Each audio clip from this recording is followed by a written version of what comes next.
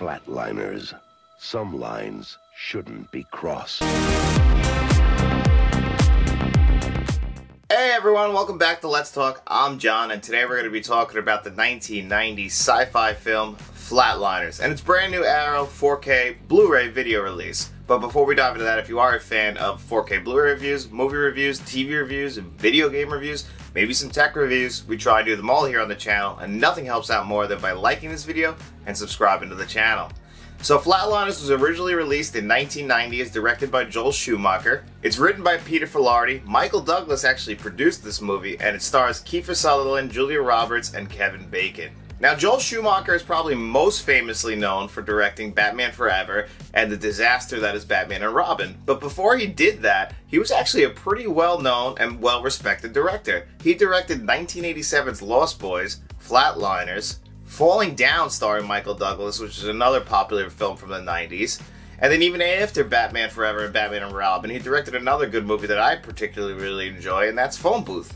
So Joel Schumacher might be most known for directing Batman Forever and Batman and Robin, and a lot of people might not realize that he actually has a pretty broad body of work, and a lot of work in genre films, such as The Lost Boys, which is a horror movie, or Flatliners, which is a sci-fi horror movie, or Phone Booth, which is more of like a and Falling Down, which are really like tense thrillers. Joel Schumacher might not get the respect he deserves, but I think he definitely deserves some respect because he really knows how to shoot a movie, and Flatliners is no different. This might be a more style over substance kind of movie, but this film actually works for me. So the plot follows 5 medical students, Julia Roberts, Kiefer Sutherland, Kevin Bacon, Oliver Platt, and William Baldwin, and they are they're trying to find out the truth about life beyond death, because certain people, such as Kevin Bacon, are atheists, so they don't believe in life beyond death, but they want to really test this theory. So Kiefer Sutherland has figured out a way to flatline, which means essentially he has no brain functions, no heart functions, he's clinically dead, and they're timing to see how long they could stay like that, just to see what life is beyond death. And it's a very interesting premise, and that's why it lent itself to a 2017 remake or sequel, depending on how you look at it. And this premise is so unique. It's something that every human being can understand. Everyone always is curious about what is life beyond death? What is there? Now, this movie doesn't take as much of a philosophical approach as you might think. It takes more of a fun sci-fi horror kind of approach to this, where in the sense that these people are becoming almost addicted to flatline. They want to know. They want to go longer. They're actually negotiating with each other or bidding with each other who gets to go next, and the way they're bidding is who goes longer. They're like, Julia Roberts and Julia Roberts and Kevin Bacon have a really cool scene where they're just raising the time by like 10 seconds each. Like, oh, I'll go for 2 minutes and 25 seconds, and then, that's too long for another person to do. So it's like, okay, you get to go next because you outbid us. And you're literally dying. The tension in the scenes where they're actually flatlining and we have to try and bring them back, they got the defibrillator there. It's every scene that they do that. Every single scene with the flatlining and bringing them back, there's great tension in that scene. Even if the dialogue leading up to those scenes can be very cheesy, because that's probably the biggest issue I have with this, is the script. It is very much of the late 80s, very early 90s kind of tone. This is the guy who also directed St. Elmo's Fire, and it's got that like late 80s Brat Pack kind of tone, especially having Kiefer Sutherland in there and Julia Roberts, where they were just so big at the time, but their acting is not the greatest, and it doesn't really work perfectly in this film. There's a particular scene where William Baldwin is talking to his girlfriend on the phone, and you could just tell both of them are just reading lines with somebody that's just offset, because you could tell they are not talking to each other because they have zero chemistry. And it actually kind of bothered me. And there's also some lines where Kevin Bacon, who's a phenomenal actor, and even in 1990, he's just, the way he delivers his lines, I know he's doing his best, but it just doesn't work. But what really does work is the actual set design and the lighting of this film. Now, you could argue that it makes absolutely no sense, because where they're doing this is what looks like in an abandoned library. I know they filmed this on a campus in Illinois, but the way they filmed this, it's so unique and so original. I love it. Like, this the whole medical school in general feels like it's in a big, open, just these big, wide rooms. Like, they're very dusty and like dimly lit. Now, it doesn't make sense. You wouldn't want to go get any medical help at a dimly lit, dusty area, but the way they did it in this film, it's totally style and it totally works. I really do love how the lighting is done in this as well.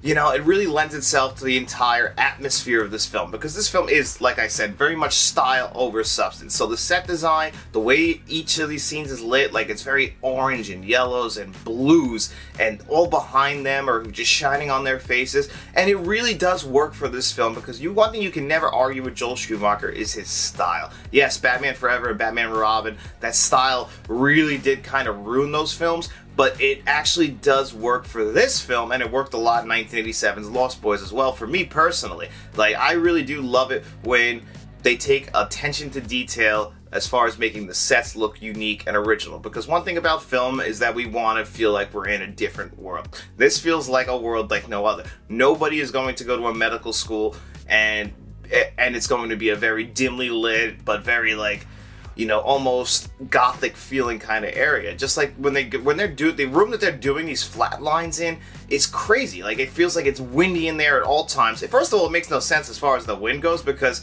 every single time you show them, it doesn't even matter what part of the room each character is in, their hair is just being blown back. Like, there's wind just coming from every single direction and always blowing whatever character's on screen's hair back. Now, that's a little bit ridiculous, but it really fits the tone of this movie, which is very strange to say, because usually I would complain about something like this, but this movie definitely takes more of a style over substance kind of approach, where the story is kind of secondhand to the style. Now, there is a really good story in here that can really have an emotional punch. I don't think this movie nails that emotional punch at all as far as the story goes. Actually, I want to just talk quick spoilers about the ending, because that is probably one of my biggest flaws of the film. So this is your spoiler warning. So at the very end, Kiefer Sutherland flatlines on his own, because the whole story of this movie is dealing with your demons, dealing with addiction. I really feel like is what this story is really pushing towards, because as far as we see with flatlining, you know, they keep upping the time as it goes on. They keep risking it all each time, because they really want to find out what life is after death. They really want to go further into the afterlife. But if they cut it short, they don't get to go as far as they want. And then as we find out, what they're seeing in the real world are things that they're haunted by in their past. I believe that this is completely dealing with addiction. I really do think that one of the big things with addiction is facing your past. But Kiefer Sutherland, his particular character, when he was a kid, him and some people accidentally kill a kid, and it haunts him.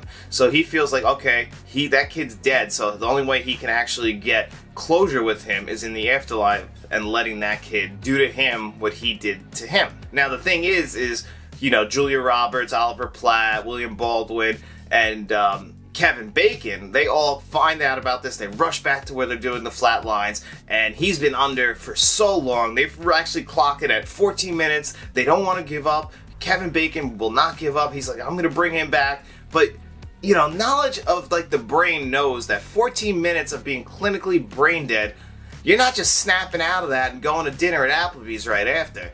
But this movie kind of acts like that's it. Once you're awake, there's no problems. So you have to, like, defy some logic, but I really do think that the story would have actually worked better and actually hit home and drove that emotional ending home, really, is if they would have just stopped it there. I think they would have just let Kiefer Sutherland's character die. I think that would have made a lot more sense. They were going for more of the Hollywood happy ending, and I really don't think that worked. I really do think that's a complete fumble of the ball ending, and I really don't enjoy it at all. I really do wish they would have committed and just let his character die. I think that would have really driven home the complete story that they're trying to tell, that if you go too far, there is a too far, and you can't come out of it. There is no turning back. I kind of feel like that's the cheap way to go with this kind of story that they're trying to tell, and it just doesn't work for me personally. If it works for you, that's completely understandable. Overall, I really enjoy this film. I'm definitely into the style over substance kind of thing with this film. It's not a film I'm going to go into for an amazing story, because it's just not there. But if I want to go into something that's very visually stimulating, man, this is the kind of film for that. And it really lends itself to a 4K Blu-ray, and that's what we're going to talk about right now. It's Arrow's brand new 4K Blu-ray.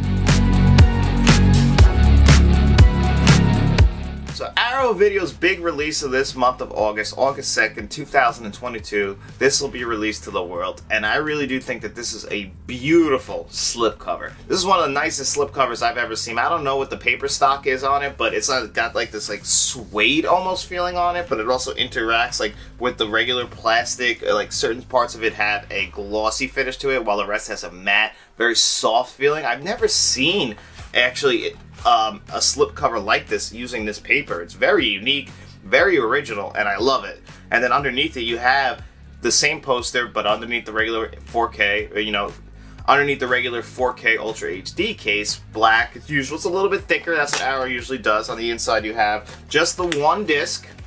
It's not a 2-disc set, there is no Blu-ray on here, it's just a strictly 4K disc. You get some nice paperwork in there, which I really do enjoy.